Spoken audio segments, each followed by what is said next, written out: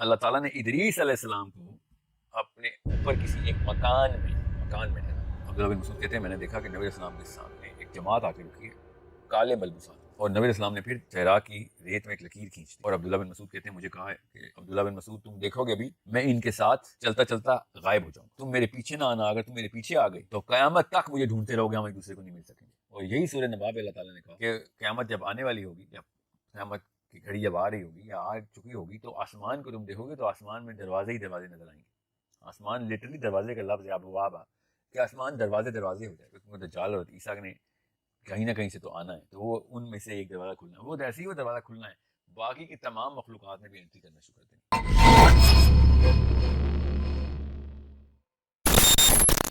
کہ اس مٹی میں جیسے حضرت آدم کا سیمن گرا ہے وہاں سے یاجوج ماجوج پیدا ہونا شروع ہو گئے۔ وہ مٹی کے اندر کیپیبلٹی تھی to produce, all it needed was the سیمن،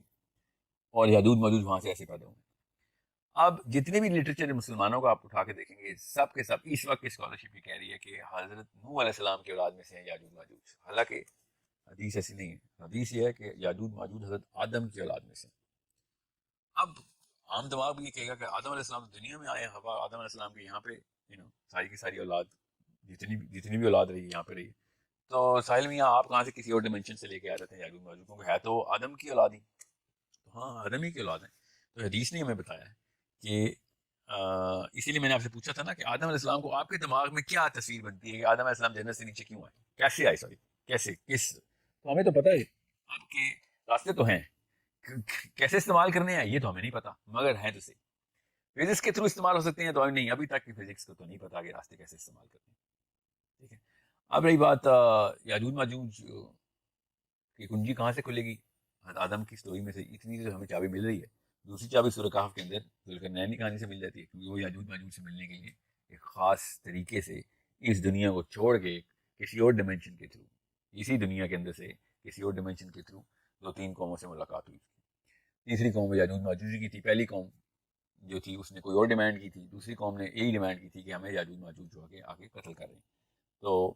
وہ کہاں گئے تھے ذوالقرنین؟ علی بن ابی طالب کی حدیث تبری میں ہی ہے کہ ذوالقرنین جو تھے وہ ادریس علیہ السلام کے ٹائم کے اوپر یہ واقع ہوا ہے، اور ادریس علیہ السلام کا ذکر قرآن پاک میں کہاں پہ؟ سورہ مریم میں، سورہ مریم سورہ کہف کے بعد ہے، اور ادریس علیہ السلام کا کیا ذکر ہوا ہے، غور سے سنیں کہ اللہ تعالیٰ نے ان کو اوپر کے ایک مکان میں اٹھا لیا، ورفعنا مکانا علیہ، کہ اللہ تعالیٰ نے ادریس علیہ السلام کو اپنے اوپر کسی ایک مکان میں ٹھہرا لیا۔ اب ایک باقی کی حدیث کے تھرو پر چلتا ہے کہ حضرت ادریس کا وصال انتقال بھی ادھر ہی چوتھے آسمان پہ ہی ہوا، ادھر بھی اٹھایا تھا ادھر ہی ہوا، مگر دنیا میں نہیں ہوا۔ اب یہ تو قرآن پاک کے اوپر ایمان لانے کی بات ہوگی نا، یہ کوئی میری کوئی تھیوری تو نہیں کہ ادریس کو اللہ تعالیٰ نے اوپر کے مکان میں اٹھایا، اس کا کوئی اور ترجمہ کر کے دکھا دیں تو پھر کیا کرتا ہے عام دماغ یہ کرتا ہے کہ اللہ تعالیٰ نے ان کا درجہ بڑھا دیا۔ اب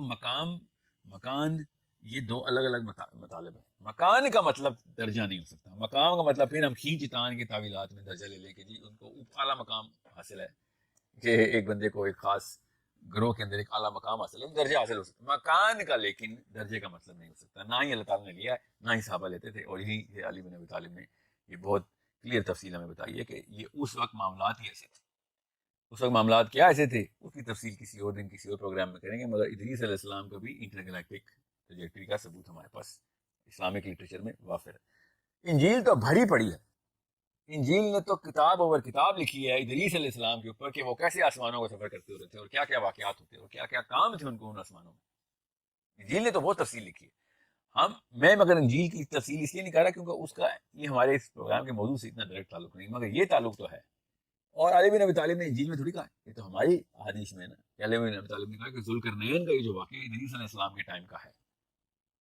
کسی وجہ سے انہوں نے ادریس علیہ السلام کے ٹائم میں کہا کہ اس وقت یہ معاملات جو تھے نا یہ اللہ تعالیٰ نے کھول رکھے ہوئے تھے انسانوں کے، جو جس چیز کو اجازت تھی اللہ کی طرف سے، ذوالقرنین کو تو تھی، اللہ تعالیٰ نے سورہ کہف میں ہی بتایا کہ ہم نے اس کو سببا عطا کی۔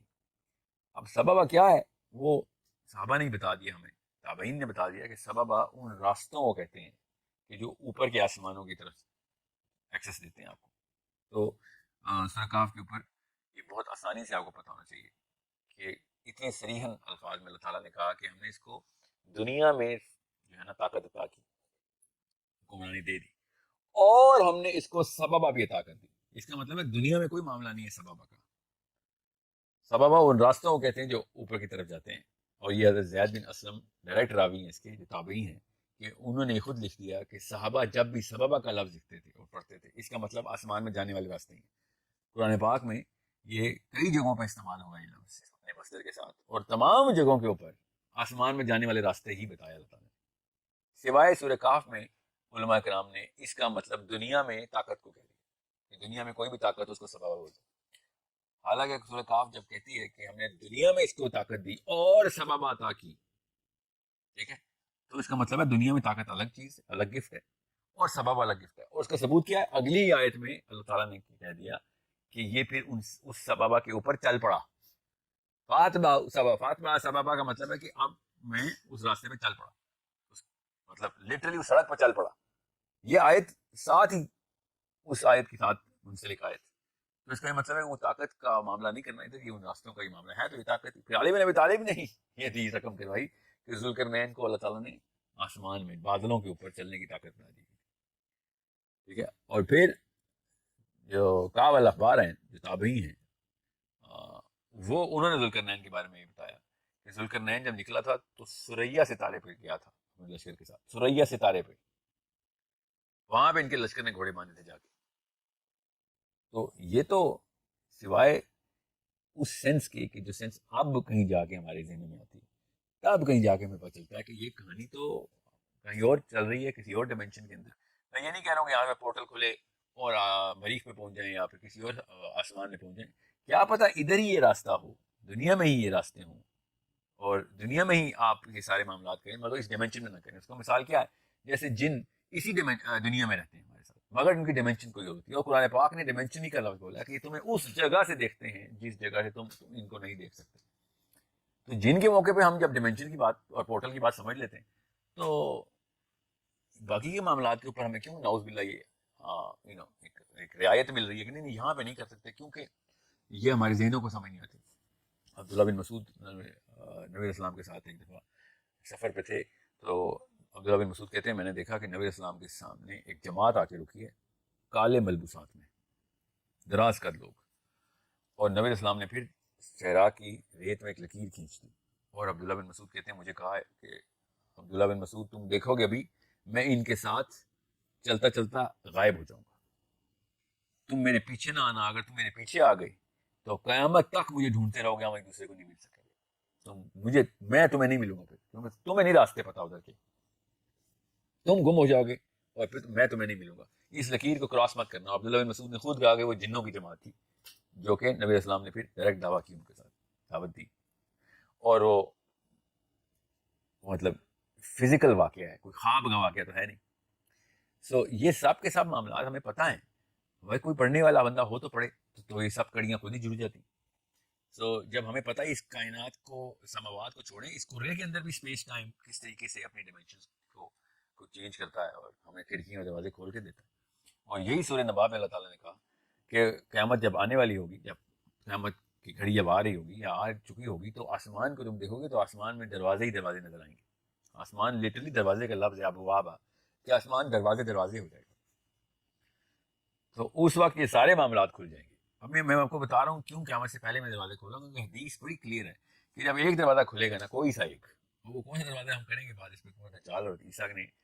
کہیں نہ کہیں سے تو آنا ہے, تو وہ ان میں سے ایک دروازہ کھلنا ہے, وہ ایسے ہی وہ دروازہ کھلنا ہے. باقی کی تمام مخلوقات میں بھی انٹری کرنا شروع کر دیں. میں اس لیے کہتا نا وہ پے در پے واقعات ہونے ہیں پھر وہ, اور ویسی ایسی مخلوقات ہیں کہ جن کا دنیا میں کسی بھی لیول کے اوپر ایکسپلینیشن نہیں مل سکتی.